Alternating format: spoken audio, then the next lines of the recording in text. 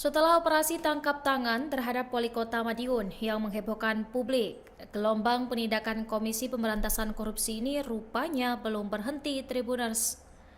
Masih di awal tahun 2026, KPK ini kembali melakukan operasi senyap. Kali ini, sorotan mengarah ke Kabupaten Pati, Jawa Tengah.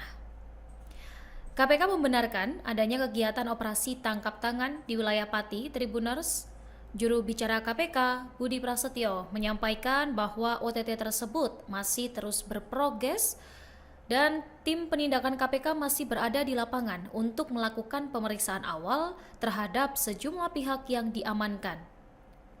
Menurut Budi, publik ini diminta bersabar karena KPK belum bisa mengungkap secara rinci konstruksi perkara yang tengah ditangani.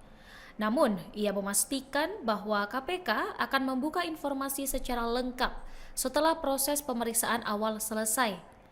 Dan dalam OTT ini, KPK mengamankan beberapa orang, Tribuners. Salah satu pihak yang diamankan diduga berperan sebagai pengepul dana. Jadi dugaan ini muncul setelah awak media menanyakan keterlibatan perangkat daerah yang bertugas mengumpulkan uang dalam perkara tersebut. KPK pun membenarkan bahwa unsur tersebut memang termasuk pihak yang diamankan meski belum membeberkan identitasnya. Dan saat ditanya lebih jauh mengenai siapa saja yang terjaring, termasuk kemungkinan keterlibatan keluarga atau kerabat kepala daerah, KPK kembali menegaskan belum dapat menyampaikan secara mendetail.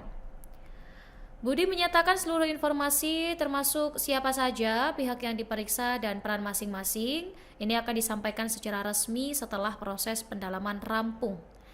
KPK ini juga mengonfirmasi bahwa Bupati Pati Sudewo turut diamankan dan kini tengah menjalani pemeriksaan secara intensif. Untuk pemeriksaan sendiri terhadap Sudewo ini dilakukan di Polres Kudus oleh tim penindakan KPK. Namun hingga berita ini diturun Tribuners, KPK belum menyatakan status hukum Sudewo maupun pihak-pihak lain yang terlibat.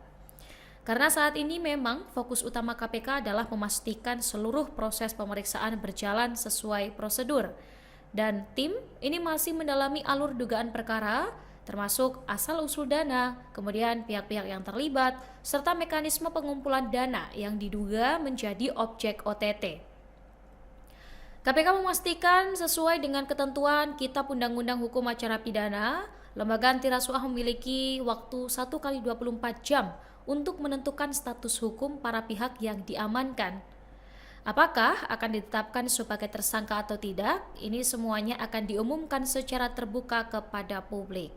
Dan OTT di Pati ini pun menambah daftar panjang operasi senyap KPK Tribuners yang terjadi dalam waktu berdekatan.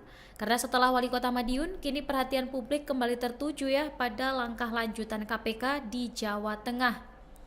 Semua mata ini menunggu kasus apa yang sebenarnya tengah dibongkar dan sejauh mana praktik dugaan korupsi ini melibatkan pejabat daerah.